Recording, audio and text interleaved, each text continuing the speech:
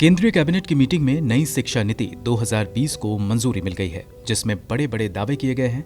एक दावा यह भी है कि अभी स्कूलों से दूर रह रहे 2 करोड़ बच्चों को दोबारा मुख्य धारा में लाया जाएगा।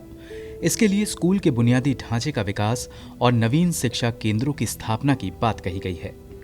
मानव संसाधन मंत्रालय के आंकड़े बताते हैं कि साल 2017-18 में ड्रॉप आउट की राष्ट्रीय दर प्राइमरी स्तर पर 3.5%, उच्च प्राथमिक स्तर पर 5.02% और सेकेंडरी लेवल पर 18.96% है। इनमें भी मुस्लिम, दलित और आदिवासी समाज का हाल बुरा है।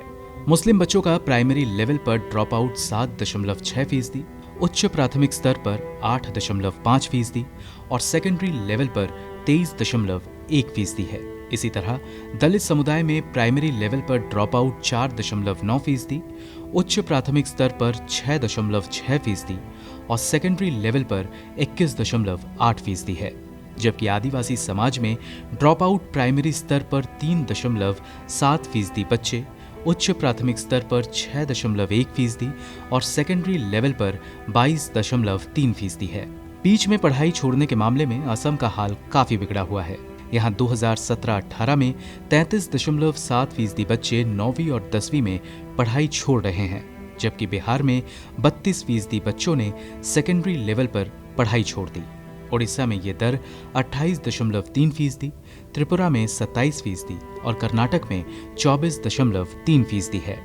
मानव संसाधन विकास मंत्रालय के आंकड़ों के मुताबिक 15.20% लड़कियों और 23.70% लड़कों ने इसलिए पढ़ाई छोड़ी क्योंकि उनके परिवार के पास पैसे नहीं थे।